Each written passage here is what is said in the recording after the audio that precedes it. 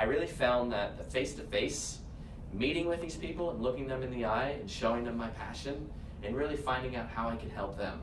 For me, my goal is to be of service, so it's not about what I can offer to you, it's more about how I can help you.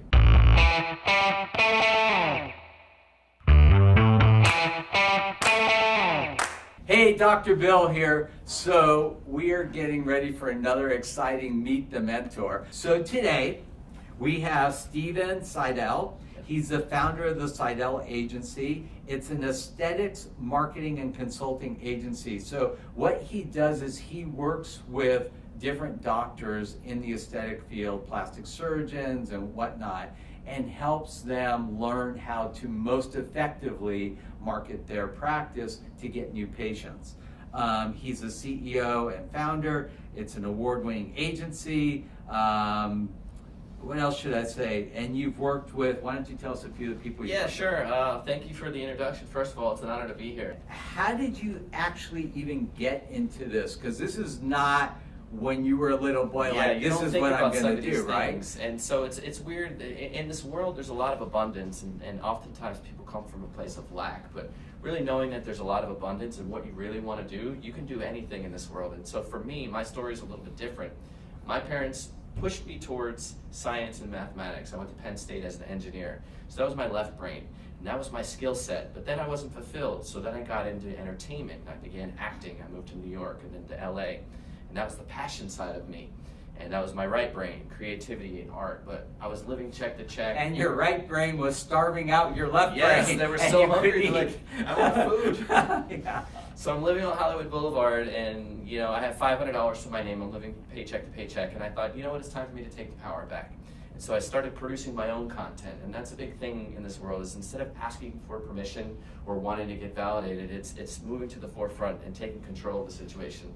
So I ultimately started producing my own shows, and I took that marketing experience, and I leveraged my network, which is crucial in your success, is knowing who you're in contact with. My best friend worked in aesthetics.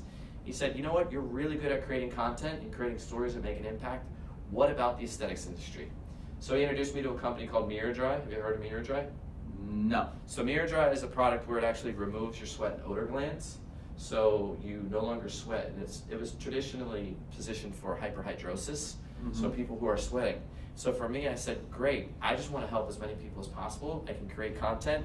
And then that allowed me to start my agency, and boom, here we are, focused on the aesthetics industry. Wow.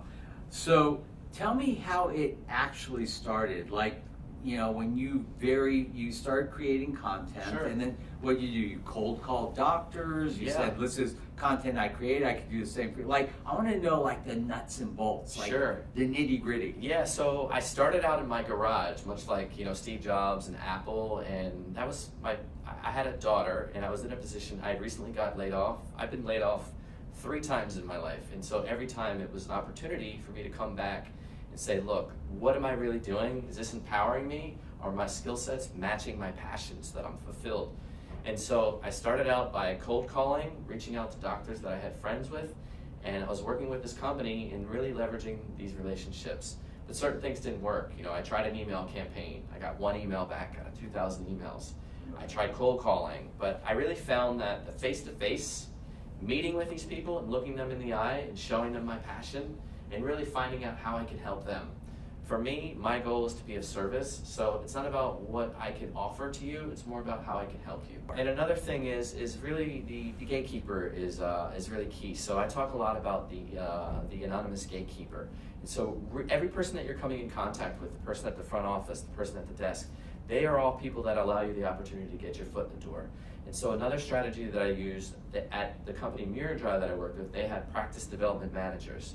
And it's their job to they buy a device, and then there's a consumable. It's almost like a razor. You shave and then you buy the razors.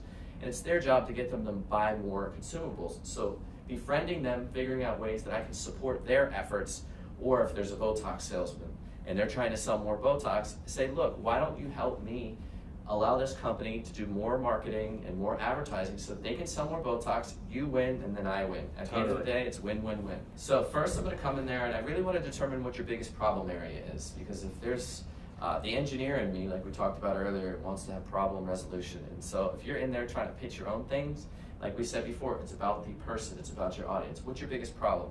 Usually it's patience, or they want to have more clients in their door. And so then we'll do a diagnosis of what they're doing and what they're not doing. And then in addition to that, I'll break it down into 3 segments. At the end of the day, my goal is to impress with your impressions, both digitally and physically. And so that's when the offline world, inside the office, meets the online world. So the first step is uncovering your calling, figuring out what makes you unique. For you, when you were approaching the doctors, you probably had certain things that allowed you to stand out, correct? Correct. Cool. And then the second part is building a bulletproof brand so that your brand is recognizable. So certain people want to be on TV, certain people want to be the experts. And so we'll really dig deep into that. And then finally, once we know what you're doing, we want to market your mission, and that's finding different solutions. So there's various different ways. We usually start local and then grow global. So we'll start with appearances, events, working with people that you can partner with, but also, there's various ways, Facebook ads or, different paid ads and then organic ads, and we'll really dissect it and create a plan. Okay, and currently, are you like under contract with people, or it's kind of an a la carte thing, or? Sure, that's a great question. So one of the things that I try is, it's a constant iteration, and one of the things for you listeners at home, the only way that you can get to success is to build it upon failure. It's not just going to happen overnight, and you know as well as anybody, like there's going to be a series of failures.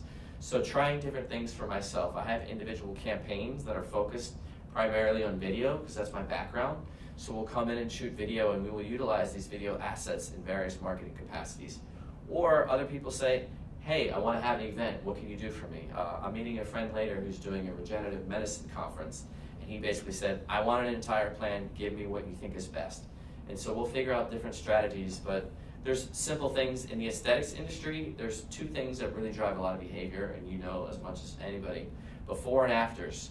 People want to see the results. Everybody's going online, they're going on Yelp, and they also want to see testimonials.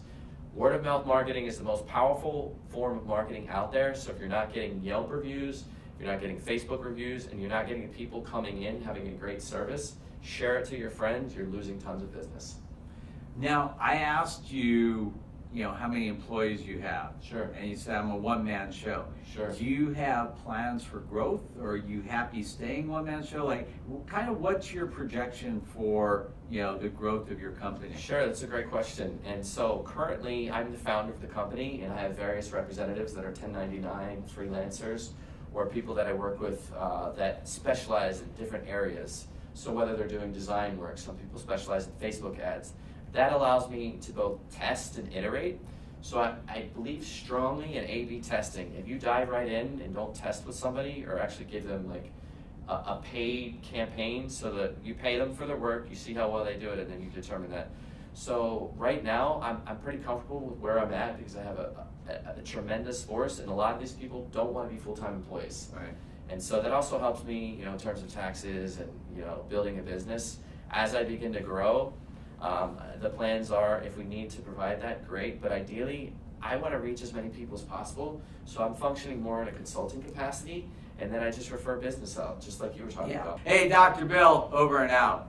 See ya.